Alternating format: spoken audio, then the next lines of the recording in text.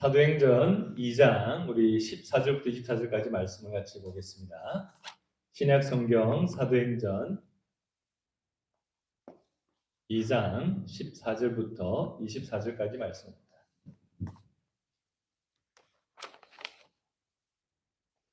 우리 찾으신 줄 알고 우리 한 절씩 교독하겠습니다.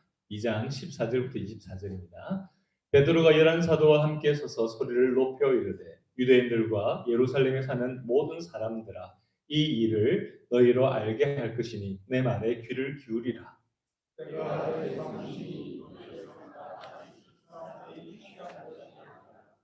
이는 곧 선지자 요엘을 통하여 말씀하신 것이니 일렀으되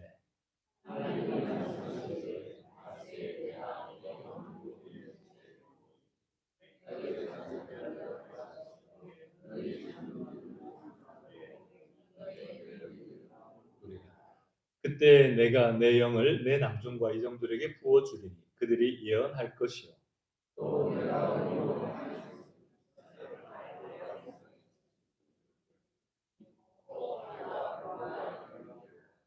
주의 크고 영화로운 날이 이르기 전에 해가 변하여 어두워지고 달이 변하여 피가 되리라.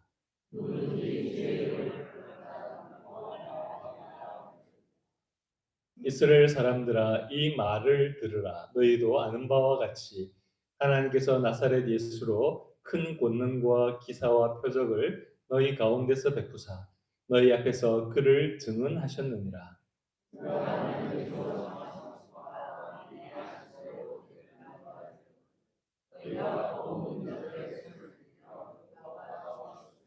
같이 읽겠습니다. 하나님께서 그를 사망의 고통에서 풀어 살리셨으니 이는 그가 사망에 매어 있을 수 없었습니다. 아멘. 네, 우리 주님께서 우리들에게 또 귀한 은혜를 주시기를 원합니다. 그럼 우리가 믿는 복음을 예수 그리스도의 복음 이렇게 이야기를 하고 또 로마서 1장에는 하나님의 복음 이렇게 이야기를 하기도 합니다. 우리가 믿는 하나님은 성삼위 일체 하나님이다. 이렇게 여러분 이야기를 하죠. 성부 하나님, 성자 하나님이신 예수님, 성령 하나님. 각각의 위가 다르시지만 인격이 다르시지만 그러나 하나의 본질상 하나이시고 능력도 동일하신 바로 성삼위 하나님께서 우리들의 믿음의 대상이시죠. 그래서 성삼위 하나님께서 우리의 삶 가운데 보여주신 그 하나님의 뜻을 따라 우리들은 살아가게 됩니다. 구약에서는 성부 하나님의 모습이 어떻게 보면 더 많이 드러난 것처럼 보이고 또 신약 성경에서는 우리 성자 예수님이 복음서에 더 드러나고 또 서신서에서는 우리 성령 하나님께서 역사하시는 부분들을 보게 되지만 우리 성삼위 하나님께서 우리가 함께 일하신다라는 것을 우리들에게 알려주고 있습니다. 오순절 날에 성령님께서 기도하는 성도들 가운데 임하였습니다. 모든 사람들이 놀랄 만한 일이 일어났고 그 사람들이 나가서 각각의 하나님께서 하신 그 놀라운 일들을 그때 예루살렘에 왔던 각 지역의 방언들로 말하기를 시작하게 되었습니다. 하나님께서 행하신 큰 일을 자기 생각대로 말하게 하는 것이 아니라 성령께서 말하게 하심을 따라 각 나라 사람들이 이해할 수 있는 언어로 하나님의 크신 일들을 말했다라는 것을 우리는 사도행전 2장 앞부분에 보면 발견할 수가 있습니다. 그런데 사람들은 이 사건의 의미들을 잘 알지 못했죠. 오순절 사건이 어떤 의미인지를 이해하지 못했기 때문에 그냥 놀라기만 하기도 하고 또 그것에 대해서 두려운 마음 때문이기도 하고 또 어떻게 보면 그들에 대한 판단하는 마음이 생겨서 그들이 새로운 술에 취해서 지금 우리가 알아듣지 못하는 그런 내용들에 대해서 이야기하는 것이다 라고 조롱까지 하기도 했습니다. 그런데 그런 사람들 앞에 베드로 사도가 지금 나가서 설교를 하는 것입니다. 그것도 다른 사도들과 더불어 함께 서서 소리를 높여서 담대하게 선포했다라고 이야기를 하고 있죠. 사실 베드로는 두려워했었고 그리고 예수님이 잡혀갈 때 따라가긴 했지만 사람들 앞에서 거짓말까지도 했던 그런 사람이었습니다. 예수님과 함께 죽겠다라고까지 했던 그런 대단한 결단과 결심을 했음에도 불구하고 수제자였던 베드로는 그렇게 숨어서 지낼 수밖에 없는 그런 부끄러운 사람이 되었던 것이죠. 그러나 오늘 말씀을 보니까 성령 하나님께서 교회 가운데 기도하는 교회, 그리고 그 교회 리더였던 이 베드로 사도 가운데 함께 임했을 때 베드로 사도는 그는 담대하게 성령이 임하고 난 뒤에 첫 번째 설교를 하게 됩니다. 아니 어떻게 보면 그의 생애의 첫 번째 설교다라고 할 수가 있습니다. 내가 설교할 기회가 주어지면 설교를 잘해야지 라고 설교문을 미리 작성해서 했던 설교가 아니었습니다. 준비한 설교가 아니었습니다. 오늘 말씀을 보니까 이것은 성령의 말하게 하심을 따라 하나님의 행하신 큰 일을 이야기했던 것처럼 이제 모든 사람들 앞에서 하나님께서 대표적으로 성령 하나님께서 그에게 감동하시고 이끄셔서 사람들 앞에 서서 바로 설교를 했던 것이죠.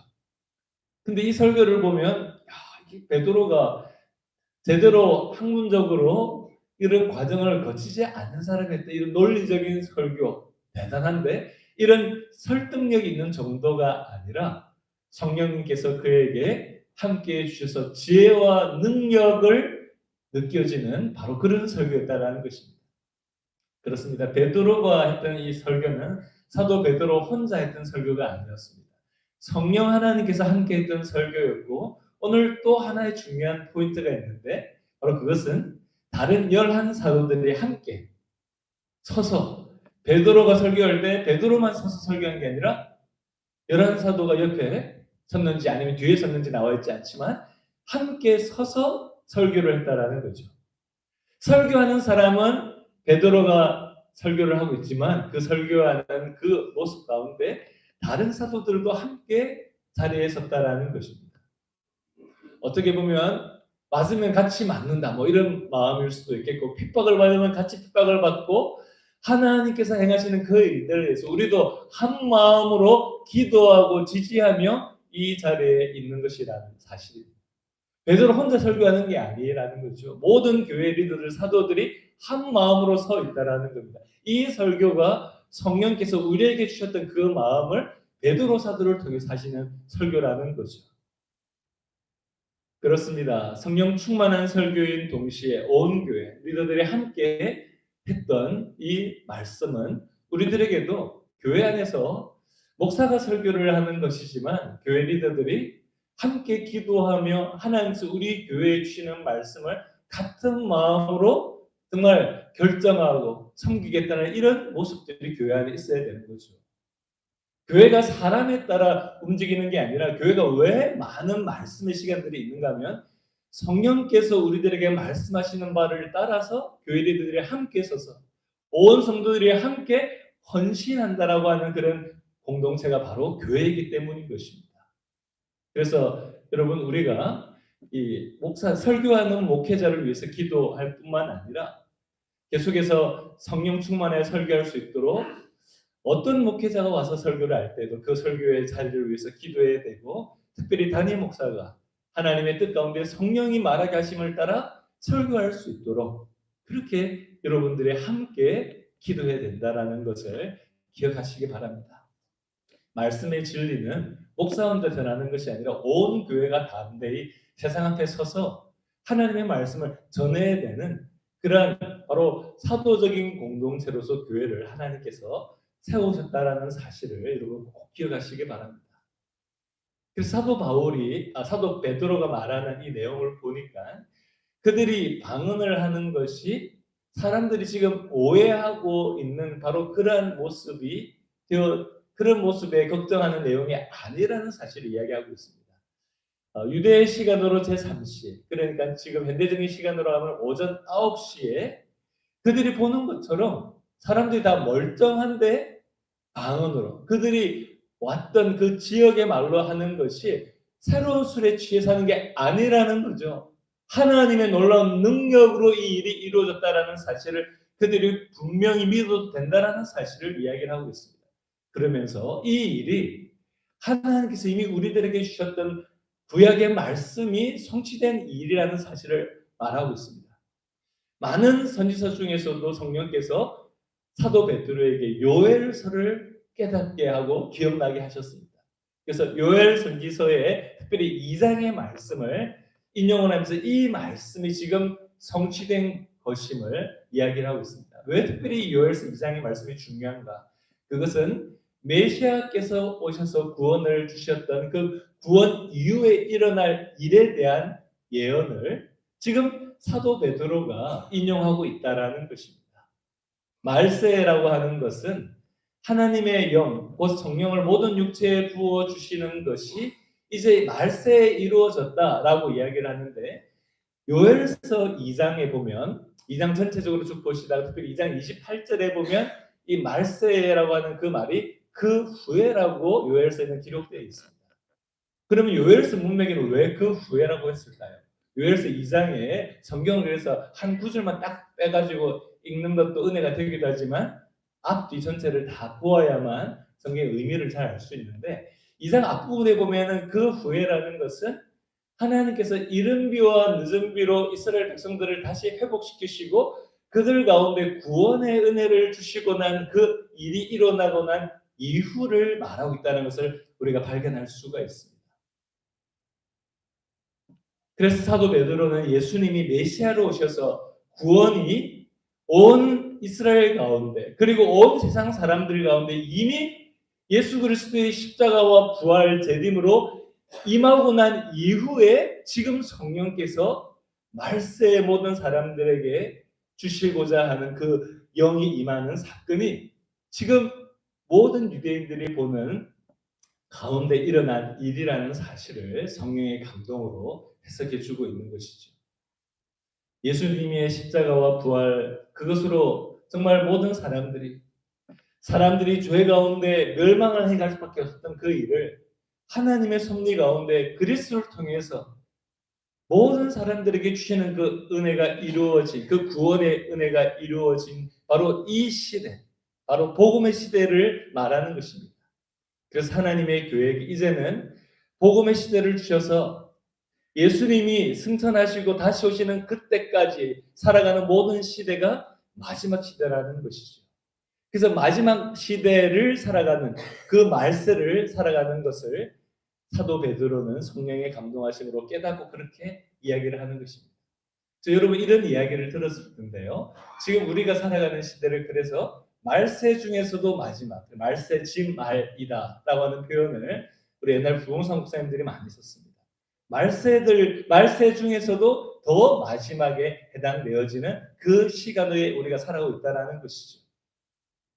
그런데 우리가 이 복음의 시대 가운데 하나님의 계획이 완성되어져 가는 그 마지막 때에 우리가 부름을 받고 구원받은 하나님의 백성이다라고 하는 사실은 우리들에게 참으로 더 중요한 영적인 의미가 있습니다.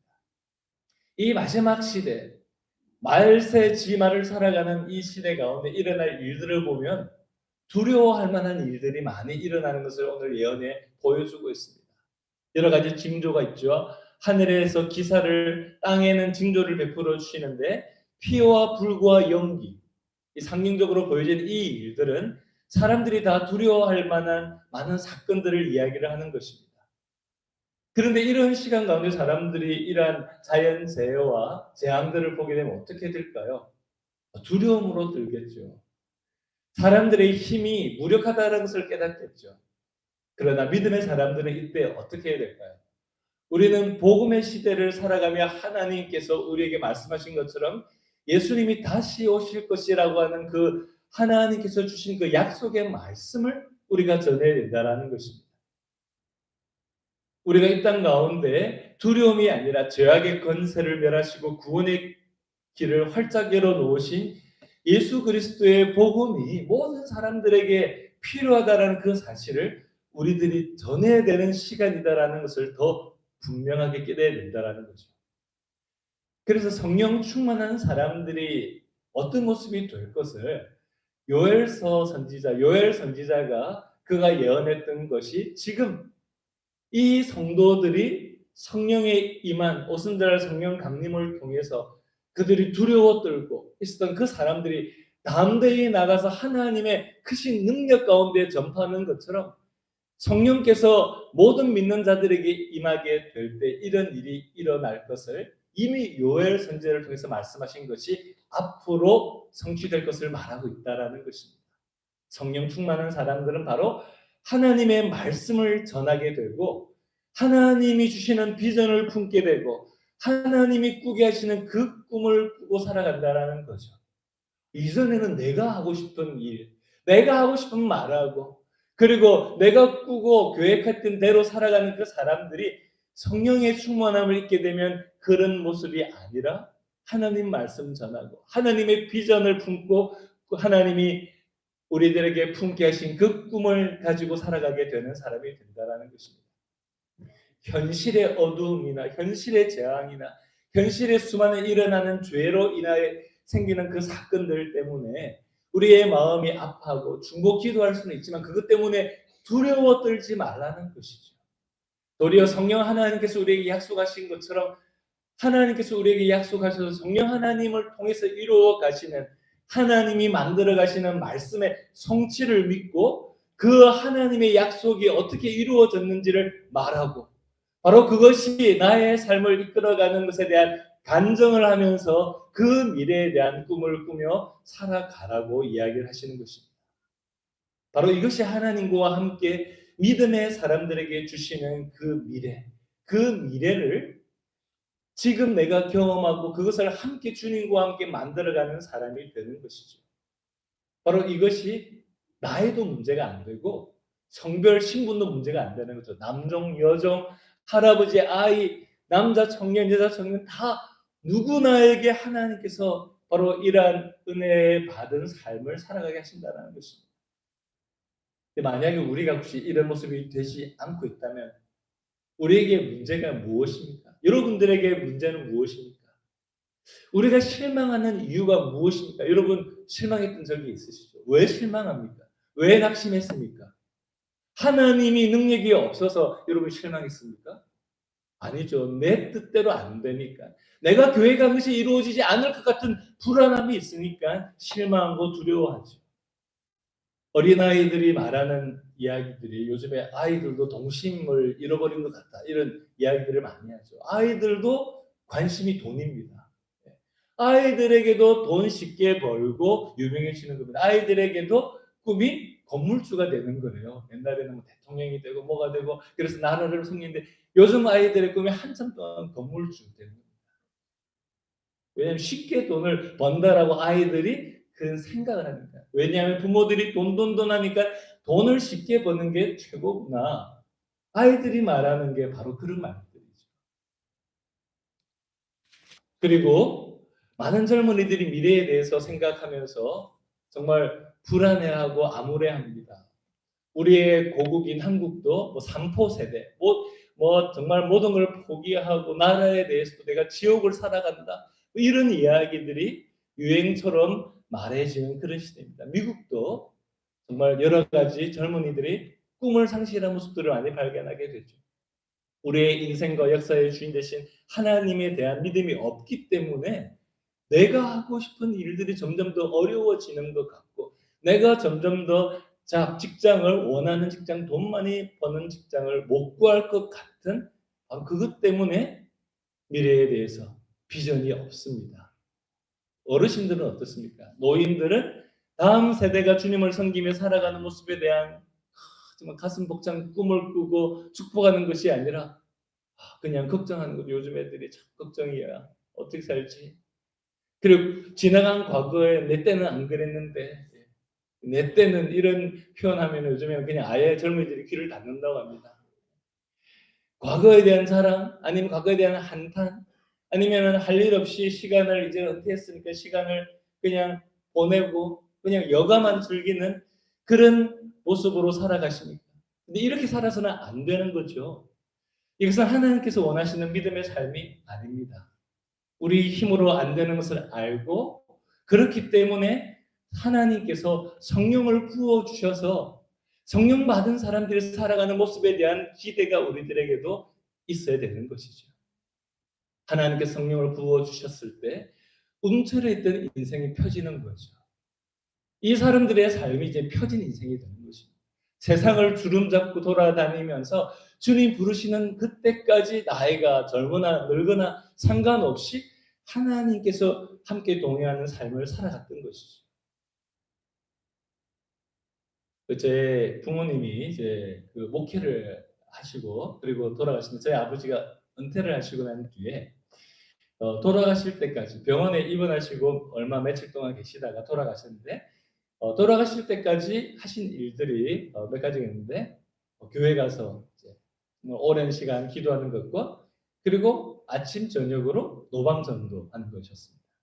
매일 노방전도하는 것이 제가 돌아가시기 한 2-3년 전에는 방문할 때마다 이제 따라다니면서 이제 핸드폰으로 셀폰으로 전도하는 걸 찍었어요. 그래서 몇 편의 영상을 가지고 기억해야 되겠다. 나도 이렇게 복음 전하는 삶을 살아야 돼. 이런 마음으로 했는데 참 어떻게 보면 도전이 되는 것은 치매가 걸리셨거든요. 나중에 치매가 걸리셔서 다른 부분들 어려움이 있었는데 치매가 걸렸는데도 불구하고 전도는 안 까먹으세요. 매일 아침 나가서 전도하시고 치매가 걸려도 기도하시고 전도하시는 거죠. 육신적으로는 때로는 실수를 하지만 복음 전하고 기도하는 일은 빠짐없이 한다는 거죠. 왜냐하면 하나님께 마음 깊이 그런 소원을 갖고 있었기 때문이 아닐까 하는 생각이 듭니다. 우리 자녀들이 성령 받기를 기도해야 됩니다. 세상 문화가 말하는 것에 귀를 기울이고 영향을 받는 것이 아니라 하나님 말씀을 어린 시절부터 품고 좌우로 치우치지 아니하고 주님 말씀 따라 살아갈 수 있도록 그 말씀을 품고 선포하는 우리 아이들이 되도록 바로 그게 예언인 거죠. 우리 어린이들이 그런 자녀들이 될 수 있도록 성령 받게 해달라고 여러분 기도하시기 바랍니다. 또 우리 젊은이들이 이 젊은 세대가 성령 충만하기 위해서 우리가 기도해야 됩니다. 그러면 아무리 세상이 AI가 나오고 어떤 일들이 변화들이 많을지라도 그 불명확한 미래에 대한 그 생각들을 할 때 나도 성공해야 되는데 그런 이기적인 성공에 대한 야망을 세상 사람들이 이야기할 때 하나님께서 주시는 비전을 품고 그것을 비전을 보고 살아가게 될 젊은이들이 될 것입니다. 세상이 어떻게 변하는가가 성령 충만한 젊은이들의 삶을 좌우하지 못합니다. 성령 충만한 젊은이들은 그 비전을 향해서 여전히 살아가는 그 젊은이들을 저는 수도 없이 봅니다. 성령 충만해야 되겠구나. 우리 애들이 성령 충만하도록 기도해야 되겠구나. 다른 게 아니라 다른 기도 제목이 안 해도 되는 거고 성령 충만하도록만 기도하면 되는 거예요.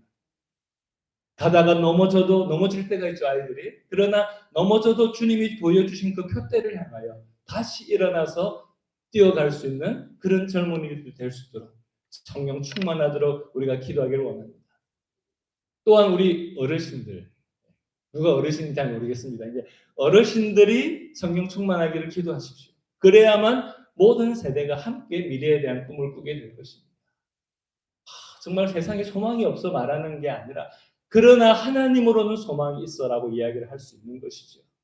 단지 먼저 살았던 경험으로서 이야기하는 것이 아니라 하나님께서 예비해 주신 것을 이미 말씀을 통해서 성취해 주셨던 그것을 그 꿈을 꾸게 해 주신 것을 다시 내가 말하고 우리 세대 모든 세대 가운데 그것을 하나님께서 이루어 주실 것을 바라보며 축복하고 바로 그 하나님이 주신 꿈을 물려주는 어르신 세대가 될 수 있도록 성령 충만하도록 기도하시기를 바랍니다. 여러분 어르신들이 특별히 자녀들에게 물려줄 재산이 없는 것에 대해서 미안해하지 마십시오. 재산 없으면 어떻습니까? 그리고 재산이 좀 있으셔서 이 재산 어떻게 물려줄까? 세금 좀 덜 떼고 물려줘야 될 텐데 이렇게 그런 고민하고 그런 것에 집착하지 마십시오.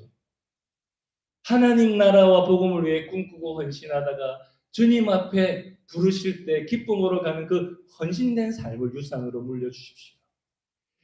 주님 앞에 시간과 물질을 주님을 위해서 드리고 주님께 쓰임받다가 정말 하나님 앞에 은혜로 부름받아가는 그 삶을 물려주십시오. 돈 없다고 성령 충만하지 않는데 돈 없이 살아가는 그 삶에 대해서 아빠 엄마는 나에게 뭐 해준 게 있냐고 이런 원망을 하게 만드는 자식이 되게 하지 마시고 기도하고 성령 충만하도록 기도해 주시고 내가 그런 삶을 살아가는 가운데 하나님 앞에 물질이나 세상 것을 물려주는 게 아니라 하나님의 뜻대로 살아가는 그 삶에 대한 비전을 물려주시길 바랍니다. 하나님께서는 그래서 말세에 성령 충만함을 받으라고 우리에게 말씀하고 있습니다. 하나님께서 붙잡고 가시는 그 미래를 믿음으로 살아가도록 우리들에게 이 시대 가운데도 성령 충만함이 답이다라고 알려주시는 것이죠. 여러분, 우리들은 미래가 어떻게 될지 사실 잘 알지 못합니다. 19절부터 20절에 말하는 것처럼 정확한 것은 미래가 될수록 더 많은 자연재해가 일어날 거죠. 올해도 얼마나 많은 자연재해가 일어났습니까? 이제는 지구 온난화가 아니라 유엔 총장이 공식적으로 지구 열대화가 시작되었다라고 말할 정도로 이제 자연재해는 매년 더 무시무시한 자연재해들이 있을 상황으로 지금 상황 가고 있는 것을 우리는 누구나 다 보게 됩니다. 어떻게 하지? 이런 상황에서 어떻게 하지? 걱정하며 살아야 될까요? 믿음이 없이 살아가는 사람들은 걱정하겠죠. 그러나 이런 재앙과 환난을 통해 성도들이 더욱더 기억해야 될 것은 무엇입니까? 깨어 있어야 될 것이 무엇입니까? 두려운 재난과 이런 현실 상황에 대한 인식이 아니라 더욱더 우리가 확신하고 선포해야 될 말씀은 하나님의 살아있는 이 생명의 복음을 전해야 되는 사명이 우리에게 있다라는 것이죠. 바로 그것이 우리가 믿는 복음인 것입니다. 21절에 이 복음은 누구든지 주 예수님을 부르는 사람은 구원을 얻을 것이다라고 우리들에게 알려주는 복음인 것이죠. 누구든지, anyone, anybody. 그러니까 누굽니까? everyone이 되는 거죠. 모든 사람들이 예수 그리스도의 이름을 부르면 예수 그리스도의 생명의 복음을 듣고 예수님을 나의 구주로 믿고 주님이 원하시는 삶을 향해서 주님께 기도하며 그분의 이름을 부르고 선포하며 살아가는 모든 사람들은 구원을 얻는다라는 것입니다. 왜 복음이 될까요? 모든 사람들에게 혜택이 되니까. 어떤 사회 국가도 모든 사람에게 동일한 혜택을 줄 수가 없습니다. 사회복지를 위해서 노력하고 좋은 정치인을 뽑아야 되지만 우리가 정치인들에 대한 바른 기대를 올바른 모든 전적인 기대를 할 수가 없죠. 교회는 하나님께 기대를 걸어야 되는 것이죠. 모든 사람에게 조건을 따지지 않고 은혜를 주시고 오직 기도하고 무릎 꿇고 예수 그리스도 이름을 부르는 사람들에게 은혜를 주시는 바로 그 하나님께서 우리들의 아버지가 되심을 믿으시기 바랍니다. 예수님의 이름을 부르는 사람을 구원받을 것이기 때문에 지금도 우리들은 이 생명의 복음을 듣지 못한 사람들에게 가서 복음을 전하는 것이죠. 뒤에 베드로는 정말 놀랍게도 복음을 정말 짧게 요약해서 이야기를 하고 있습니다. 유대인들이 이미 알고 있는 것처럼 예수님은 하나님께서 이미 큰 권능과 기사와 기적을 통해서 하나님께서 보내신 사람인 것이 이미 증명이 되었습니다. 그럼에도 불구하고 사람들의 마음이 강팍하여 내가 생각한 대로 내가 계획한 대로 내가 원하는 대로 믿고 싶어서 예수님이 하나님께서 보내신 사람인지를 알았음에도 불구하고 그 예수님을 거부했던 것이죠.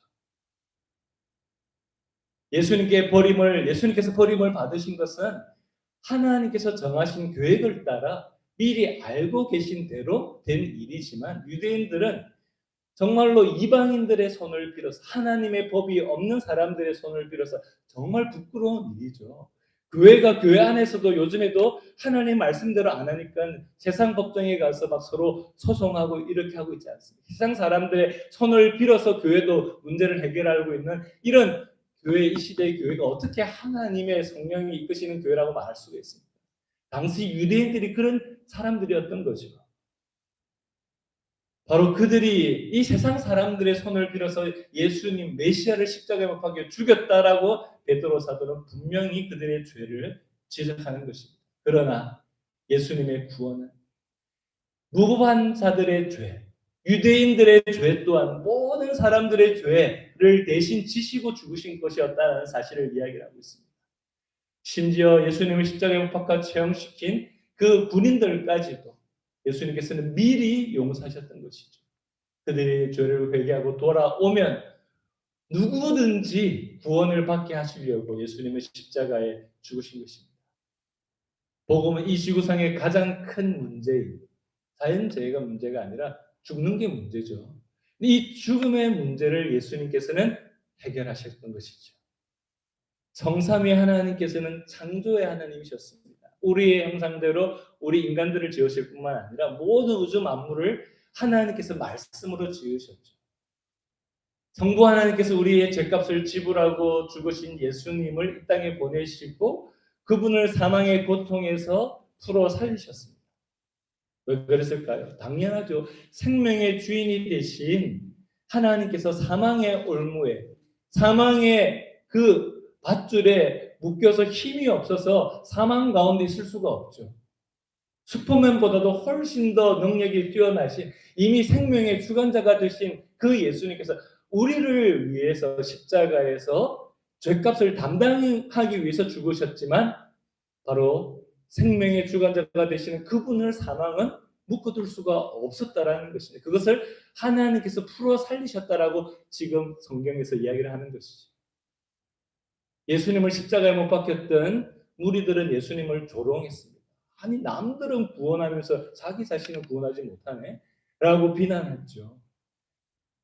왜 그랬습니까? 예수님이 십자가에 내려오실 능력이 없어서가 아니라 그 비난하는 사람조차도 구원하시기 위해서 그들의 죄값을 담당하기 위해서 죽으셔야 됐기 때문에 끝까지 십자가에서 고통 가운데 저주 가운데 죽으셨습니다. 안 내려오신 거죠. 그러나 성삼위 하나님께서 믿는 자들에게 참 생명과 영생을 주시기 위해서 먼저 십자가에 죽으신 예수님께서 부활의 첫 열매가 되게 하신 것이죠. 아, 예수님 믿으면 우리도 사망 권세를 이기고 부활하게 되는 거구나 라는 것을 우리의 죄도 용서하신 그분이 우리에게 참 생명도 주시고 영생을 우리에게 유업으로 주시는 거다라는 사실을 알게 하셨다라는 것입니다.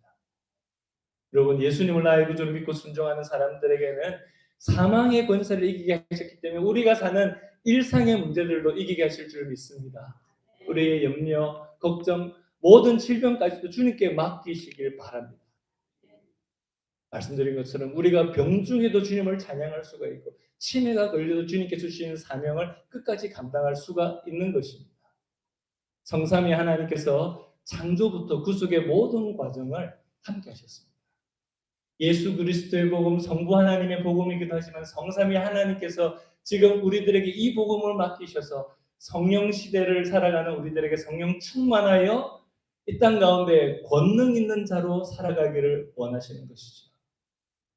여러분, 어떤 계기를 통해서 사람들이 변하게 되는데 우리가 예수 믿고 변했다면 어떤 변화가 있었을까요? 야, 예수 믿으니까 너무 좋구나. 그분도 좋지만 사실 주위 사람들이 더 좋아지는 거죠. 그전에 이기적인 사람이 섬기고 사랑하는 사람이 되니까 주변에 있는 사람들이 너무 감사해하는 것이죠. 여러분, 예수님 믿고 난 뒤에 주위의 사람들이 정말 예수 당신 잘 믿었어. 나는 아직까지 잘 모르겠는데 당신은 정말 잘 믿은 것 같아. 혹시 이런 이야기를 듣고 있으십니까? 이런 이야기를 들어야만 되는 것이죠. 내가 예수님을 믿었는지 안 믿었는지 아무 변화를 느끼지 못했다면 내가 예수님을 나의 구주로 머리로 믿고 있는데 변화가 없어. 그거는 성령 세례를 받지 못했기 때문인 것입니다. 성령 세례에 대해서 여러 선학적인 이야기들이 있을 수 있지만 오늘 사도행전의 말씀을 볼 때 성령 세례는 믿는 제자들 가운데 성령께서 임하셨을 때 그들은 자신의 주권이 아니라 하나님께 모든 것을 맡기는 사람으로 바뀐 것이죠. 그러니까 두려움이 아니라 담대함으로 되는 것입니다. 성령 세례라는 것은 그래서 로이드 존스 목사님도 그렇고 많은 복음주의자들이 이렇게 이야기를 합니다. 예수님을 믿되 나의 모든 주권을 서렌더한 그 순간 정말로 성령께서 나의 삶을 주관하는 것으로 성령께서 인치시는 그 순간이 성령 세례라는 것이죠. 하나님 앞에서 나의 모든 것을 이제는 정말로 주님 뜻대로 살아야지라고 결단했던 그 삶이 고백의 시간들이 있다는 그 성령 세례를 받은 겁니다. 근데 왜 지금은 성령의 뜻대로 살지 못하게 될까요? 성령 충만하지 못하기 때문에.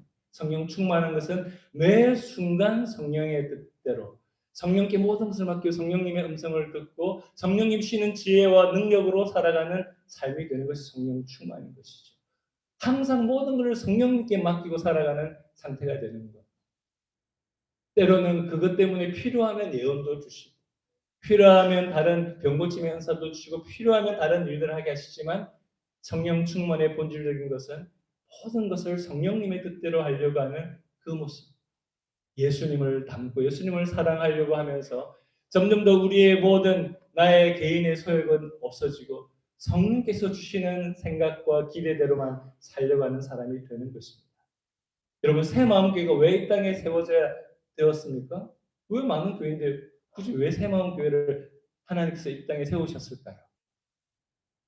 그것은 바로 우리가 주님과 함께 살아가며 우리에게 맡겨주신 복음을 전하는 이 시대를 본받지 아니하고 새 마음을 품고 살아가는 교회 되기를 원하시기 때문에 새 마음 교회를 세워주심을 믿습니다.